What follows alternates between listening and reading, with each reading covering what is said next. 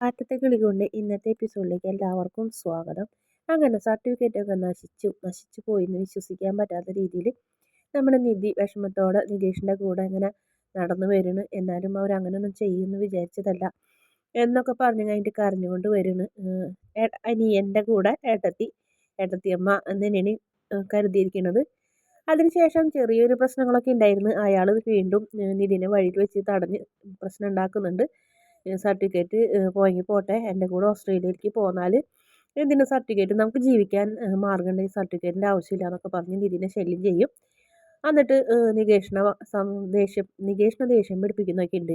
എന്തായാലും നികേഷ് പോടാന്നൊക്കെ പറഞ്ഞ് അങ്ങോട്ടും ഇങ്ങോട്ടും വാക്ക് തർക്കമൊക്കെ ആകുമ്പോൾ പറയും, വേണ്ട ഇയാളെ ഞാൻ മാനേജ് ചെയ്തോളാം.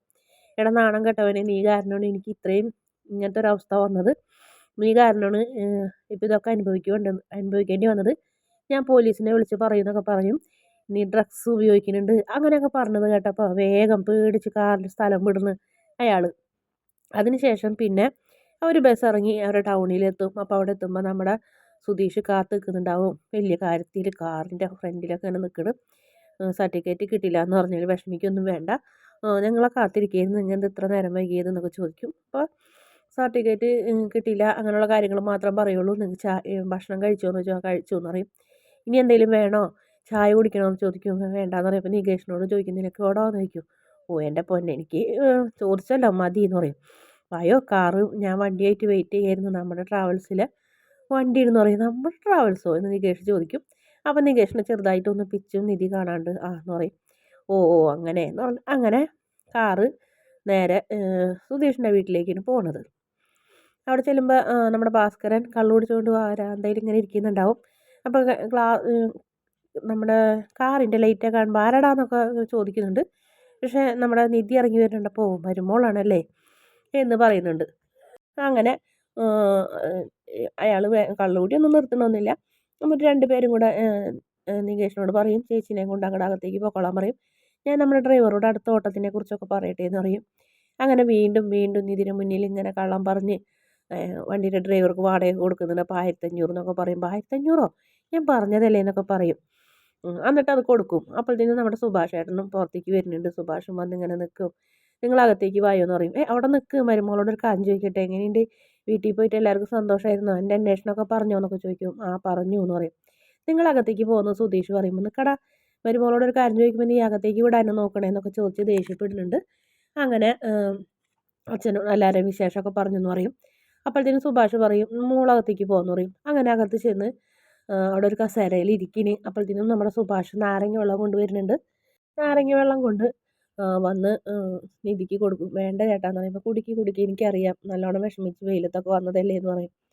അങ്ങനെ അത് കുടിക്കാനിരിക്കും. അപ്പോഴത്തേനും അനിയന്മാരും ഒക്കെ ചുറ്റുവട്ടത്ത് ഇങ്ങനെ എത്തി നിൽക്കണ്. അപ്പോൾ പറയും, എന്താ അവിടെ സംഭവിച്ചതെന്ന് ചോദിക്കും. അപ്പോൾ പറയും, സർട്ടിഫിക്കറ്റ് കിട്ടിയില്ലെങ്കിലും തന്നില്ലെങ്കിലും എനിക്ക് വിഷമം ഉണ്ടാവില്ലായിരുന്നു ഏട്ടാ, പക്ഷെ അത് എൻ്റെ മുന്നിൽ വെച്ച് നശിപ്പിച്ച് കളഞ്ഞെന്ന് പറയും. അത് കേൾക്കുമ്പോൾ സുഭാഷ് ആകെ ഞെട്ടണേ, നശിപ്പിച്ചോ?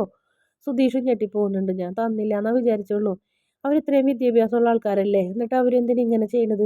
ആ ഉമ്മറത്തിരുന്ന് കള്ളു കുടിക്കുന്ന അച്ഛനാണെങ്കിൽ പോലും ഇത്രയും ക്രൂരത ചെയ്യില്ലല്ലോ എന്ന് സുധീഷും പറയും. ഏട്ടത്തി എന്നെ മനഃപൂർവ്വം ചതിച്ചതിന്, അവിടെ ആരില്ല എന്ന് പറഞ്ഞിട്ട് ഞാൻ അവിടെ ചെല്ലുമ്പോൾ അവിടെ എല്ലാവരും ഉണ്ടായിരുന്നു, എന്നെ ട്രാപ്പിലാക്കിയതിന് ഞാൻ അവർ പറയുന്നത് കേട്ട് അവിടെ നിന്നിരുന്നെങ്കിൽ എനിക്ക് സർട്ടിഫിക്കറ്റ് തരുമെന്ന് പറഞ്ഞു. അങ്ങനെയാണെങ്കിൽ പിന്നെ എനിക്ക് സർട്ടിഫിക്കറ്റിൻ്റെ ആവശ്യമില്ലല്ലോ എന്നും പറയുന്നുണ്ട്. അങ്ങനെ നിധി പൊട്ടിക്കരയിന്. അത് സമാധാനപ്പെടും, നമുക്ക് വേറെ എന്തെങ്കിലും വഴി ഉണ്ടാക്കാം, എന്നാലും ഇങ്ങനത്തെ ആൾക്കാരൊക്കെ ഉണ്ടോ എന്നൊക്കെ ചോദിക്കുന്നുണ്ട്. അങ്ങനെ നിധി, അതെ എനിക്കറിയണില്ല, എനിക്കറിഞ്ഞിട്ട് എന്താ കാര്യം, ഇത്രയും നാൾ സർട്ടിഫിക്കറ്റ് കിട്ടും എന്നുള്ളൊരു പ്രതീക്ഷ ഉണ്ടായില്ല, ഇനിയിപ്പോൾ അതില്ലല്ലോ എന്ന് പറഞ്ഞ് നിധി അകത്തേക്ക് പോകും. പിന്നീട് എന്തൊക്കെയാണ് സംഭവിക്കുന്നത്, എന്തിട്ട് ആൾക്കാരാണ് ഇവർ എന്നൊക്കെ പറഞ്ഞ് സുധീഷിനോട് ചോദിക്കുന്നുണ്ട് നമ്മുടെ സുഭാഷ്. അപ്പോൾ ഒരനിയൻ പറയുന്നുണ്ട്, നമുക്കൊരു കാര്യം ചെയ്താലോ, സർട്ടിഫിക്കറ്റ് നശിപ്പിച്ചത് എന്തിനാണെന്ന് ചോദിച്ചാൽ അവിടെ ചെന്ന് ബഹളം വെച്ചാലോ. വേണ്ടടാ, അതിന് വേറൊരു പ്രശ്നത്തിൽ ഇടവരും, നമുക്ക് പോകാമെന്ന് പറ, അതൊന്നും വേണ്ട എന്ന് പറയുന്നുണ്ട്. അതിനുശേഷം നിധിയുടെ റൂമിലേക്ക് ചെല്ലുന്നു സുധീഷ്. അപ്പോൾ നിധിക്ക് എടുക്കായിരിക്കോ, സോറി ഞാൻ താങ്കൾ എടുക്കണമെന്ന് ഞാൻ വിചാരിച്ചില്ല, എന്തായാലും സോറിയൊക്കെ പറയുന്നുണ്ട്. അത് പറയും, സാരില്ല എടോ, സർട്ടിഫിക്കറ്റ് പോയാലോർത്ത് വിഷമിക്കേണ്ട, നമുക്കത് പുതിയതുണ്ടാക്കാടോ. പുതിയതുണ്ടാക്കാൻ പറ്റുമോ എന്ന് ചോദിക്കും. ആ പിന്നല്ലാണ്ട് ഡ്യൂപ്ലിക്കേറ്റ് ഉണ്ടാക്കാം, താ ഫോമിൽ ഒരു ഒപ്പിട്ട് തന്നാൽ മതി, 2 മാസം സമയം എനിക്ക് തായി, അതിനുള്ളിൽ ഞാൻ എന്തെങ്കിലുമൊക്കെ ചെയ്ത് അത് ഞാൻ മേടിച്ചെടുത്ത് തരാമെന്ന് പറയും. ആണോ എന്നറിയും. സർട്ടിഫിക്കറ്റ് കിട്ടുമ്പോൾ കിട്ടട്ടെ, ഇയാൾ ഇയാൾ എനിക്കൊരു സഹായം ചെയ്തു തരണം എന്ന് പറയും. എന്ത് സഹായം എന്ന് ചോദിക്കും. സഹായം എന്ന് പറഞ്ഞാൽ എനിക്ക് പറഞ്ഞോന്ന് പറയും. എനിക്കൊരു ജോലി വേണം അത്യാവശ്യം. ഞാൻ പഠിച്ചു തന്നെ ആവണമെന്നില്ല. വേറെ എന്തെങ്കിലും ഒരു ജോലി മതി. ഒന്ന് എൻഗേജ് ആവാൻ. ഒന്ന് ഈ മാനസികാവസ്ഥയിൽ നിന്നൊരു മാറ്റം എനിക്ക് അത്യാവശ്യമാണ്. അത്രേ ഉള്ളൂ. അത് ഞാൻ ഏറ്റു. താനിപ്പോൾ എന്നോട് എന്തായാലും തുറന്ന് പറഞ്ഞില്ലേ. അപ്പോൾ അതുകൊണ്ട് തന്നെ തനിക്ക് ജോലി കിട്ടിയെന്ന് എന്നെ വിശ്വസിച്ചോ എന്ന് പറയുന്നു. അങ്ങനെ സമാധാനത്തോടെ ഇറങ്ങിക്കോ എന്ന് പറഞ്ഞ് അവർ അവിടെ നിന്ന് സുധീഷ് എഴുന്നേറ്റ് പോകും. അങ്ങനെ നിധി വീണ്ടും കിടക്കും. പിന്നെ കാണിക്കുന്നത് നിധിയുടെ ഏട്ടത്തിയമ്മനെ. ഇനി ഏട്ടത്തിയമ്മയ്ക്ക് ആ സർട്ടിഫിക്കറ്റ് കത്തിച്ച ഭാഗങ്ങളൊക്കെയാണ് ആലോചിക്കുന്നത്. അതൊരു വല്ലാത്തൊരു വിഷമമാവുന്നത്. സർട്ടിഫിക്കറ്റ് നശിപ്പിച്ച് കളയുന്നു വിചാരിച്ചില്ല. എന്നിട്ട് നിധിക്ക് ഒരു വോയിസ് മെസ്സേജ് അയക്കുന്നു. സോറി മോളെ, ഞാൻ അങ്ങനെയൊന്നും വിചാരിച്ചില്ല. നീ സർട്ടിഫിക്കറ്റിന് വരുമെന്ന് മാത്രം അമ്മനോട് പറഞ്ഞുള്ളൂ. അപ്പോൾ നിന്നെ ഇവിടെ പ്രശ്നങ്ങളൊന്നും ഇല്ലാണ്ട് തടഞ്ഞു വയ്ക്കാമെന്ന് അമ്മ പറഞ്ഞപ്പോൾ ഞാനത് നല്ലതാണെന്ന് തോന്നി. നീ ആ വീട്ടിൽ നിന്ന് രക്ഷപ്പെട്ട് വരാൻ വേണ്ടിയിട്ടാണ് അത് ചെയ്തത്. അല്ലാതെ സർട്ടിഫിക്കറ്റ് കത്തിക്കുന്നു വിചാരിച്ചില്ല. സോറി, നീ എന്നോട് ക്ഷമിക്കണം എന്നൊക്കെ പറഞ്ഞ് മാപ്പൊക്കെ പറയുന്ന ഒരു വോയിസ്. നിധി അത് കേട്ട് കണ്ണ് നിറയുന്നുണ്ടെങ്കിൽ നിധി തിരിച്ചൊരു മറുപടിയും പറയുന്നില്ല. അങ്ങനെ നിധി വിഷമിച്ചിരിക്കുന്നിടത്തേക്ക് സുഭാഷിനെ സ്നേഹിക്കുന്ന പെൺകുട്ടി കയറി വരും. ഹലോ എന്നൊക്കെ പറഞ്ഞിട്ട് അനിത അപ്പോൾ സംസാരിച്ചുകൊണ്ടിരിക്കുന്നു. അങ്ങനെ സുധീഷിനായിട്ടുള്ള പ്രണയ കാര്യങ്ങളൊക്കെ ചോദിക്കും. ഇപ്പം എന്തേ വന്നതെന്ന് ചോദിക്കുമ്പോൾ അമ്മ ഏഷ്യാനെറ്റിൽ സീരിയൽ കണ്ടുകൊണ്ടിരിക്കുന്നു. ഇപ്പം മഴ തോരും മുമ്പ് തുടങ്ങി പവിത്രം കഴിഞ്ഞവരെയും അമ്മ എനങ്ങില്ല. വീട്ടിലൊരു കള്ളം വന്നാൽ പോലും ഒരാളറിയില്ല എന്നൊക്കെ പറയുന്നുണ്ട്.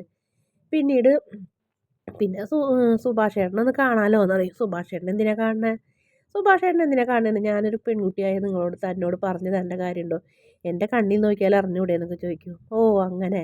ഇനി മുതൽ സുഭാഷ് ചേട്ടനെ മാത്രമല്ല കേട്ടാ, നിതിനെ കാണാനും ഞാൻ ഇങ്ങോട്ട് വരും. സെറ്റല്ലേ എന്ന് ചോദിക്കും. ആ സെറ്റാണെന്ന് പറഞ്ഞ് രണ്ടുപേരും കൂടെ കൈകോർത്ത് നല്ല സന്തോഷത്തോടെ നിൽക്കുന്നൊരു ഭാഗം കാണിക്കുന്നത്. പിന്നെ പിറ്റേ ദിവസം രാവിലെ നിധി എഴുന്നേറ്റ് വരുമ്പോൾ സുഭാഷ് ചായ ആയിട്ട് ചെല്ലുന്നുണ്ട്. അതെന്താ ചേട്ടാ ഇവർ എഴുന്നേറ്റില്ലേ? മോളെന്താ വിചാരിച്ചത്? ഒരു ദിവസം കൊണ്ടൊക്കെ അവർ എഴുന്നേൽക്കുമെന്ന് വിചാരിച്ചത് പണ്ട് കൊണ്ടുള്ള ശീലമല്ലേ? ഇവർ എഴുന്നേൽക്കൊന്നുമില്ല എന്ന് പറയും. അങ്ങനെ വിട്ടാൽ ശരിയാവില്ലല്ലോ. മോള് ചായ കുടിക്കുന്നു അപ്പോൾ അവിടെ നിൽക്ക് എന്ന് പറഞ്ഞ് നിധി ഒരു പ്ലേറ്റും ഒരു സ്റ്റീലിൻ്റെ ഒരു പ്ലേറ്റും ഒരു കരണ്ടി എടുത്ത് വന്നിട്ട് 3 പേരെ നടുവിൽ അങ്ങോട്ട് ഇട്ടിട്ട് കൊട്ടും. 3 പേര് ചാടി എഴുന്നേൽക്കും അങ്ങോട്ടും ഇങ്ങോട്ടൊക്കെ പേടിച്ചിട്ട്. എന്താണെന്ന് ചോദിക്കും. മതി എഴുന്നേൽക്കും, ഒരു ദിവസം നിങ്ങളോട് പറഞ്ഞാൽ പോരെ. എഴുന്നേറ്റ് ഓരോരുത്തരുടേതായ പണികൾ എടുക്കണം. അങ്ങനെ സുഭാഷേട്ടനെ കൊണ്ട് മാത്രം പണിയെടുപ്പിച്ച് നിങ്ങൾ ജീവിക്കാമെന്ന് വിചാരിക്കേണ്ടെന്ന് പറയും. ഇനി ഈ വീട്ടിൽ അതൊന്നും നടക്കില്ല എന്ന് പറയും. പിന്നെ ഉറക്കത്തിലൊന്നും വിളിച്ചാലൊന്നും ശരിയാവുന്നില്ല, ഞാൻ കിടന്നുറങ്ങും എന്ന് പറഞ്ഞ് സുധീഷ് വേഗം ഉറങ്ങും, കിടക്കും. അപ്പം നികേഷിനോട് പറയുന്നുണ്ട് സുധീഷിനെ നല്ലൊരു പിച്ച് കൊടുക്കാൻ. അങ്ങനെ സുധീഷിനൊരു പിച്ച് കൊടുക്കുമ്പോൾ വേഗം ചാടി എഴുന്നേൽക്കുക. എന്താടാന്ന് ചോദിക്കും. ഞാൻ പറഞ്ഞിട്ടുണ്ടെന്ന് പറയും. ഒരാളിനി ഇവിടെ കിടക്കണ്ടെന്ന് പറയും. അങ്ങനെ 3 പേര് എഴുന്നേൽക്കും. അവർ 2 പേരുടെ അനിയന്മാർ 2 പേര് അവരുടെ പായൊക്കെ മടക്കും. നിങ്ങളുടെ പായ മടക്കാൻ ഇനി വേറെ ആരും വരുമോ? മര്യാദയ്ക്ക് പായ മടക്കി വെച്ച് പോകുമെന്ന് പറയും. അങ്ങനെ നിധി പറഞ്ഞതൊക്കെ കേട്ട് അവർ 3 പേരും പായൊക്കെ മടക്കി വെച്ച് 3 വഴിക്ക് പോകും. അപ്പോൾ സുഭാഷ് പറയും മിടുക്കി, നല്ല കാര്യം എന്ന് പറഞ്ഞ് ഇനി ചായ കുടിച്ചോളാൻ പറയും. അങ്ങനെ ചായ കുടിക്കും. അതിനുശേഷം നികേഷ് അവിടെ നിന്ന് പല്ലേക്ക് ഉണ്ടാവും. നിധി വേഗം അവിടെ വന്നു കഴിഞ്ഞിട്ട് ചൂലെടുത്ത് മുറ്റടിക്കുന്ന ഭാഗമാണ് കാണിക്കുന്നത്. അപ്പോൾ ഭാസ്കരൻ ചോദിക്കുന്നുണ്ട്, ഇനി പുരപ്പുറം അടിക്കാൻ വരുമോളെ എന്ന് ചോദിക്കും. എന്ത് എന്ന് ചോദിക്കും. അല്ല പുത്തനച്ചി പുരപ്പുറം തൂക്കുമ്പോൾ നല്ല പറയണേന്ന് പറയും. അപ്പോൾ അത് കേട്ട് എന്ത് പറയണമെന്ന് അറിയാണ്ട് ഇങ്ങനെ നമ്മുടെ അന്തം വിട്ട് ഇങ്ങനെ നിൽക്കുന്നുണ്ട് നിധി. അതാണ് ഇന്നത്തെ എപ്പിസോഡിൻ്റെ അവസാന ഭാഗം. വീഡിയോ ഇഷ്ടപ്പെട്ടാണെങ്കിൽ ചാനലൊന്ന് സബ്സ്ക്രൈബ് ചെയ്യണേ.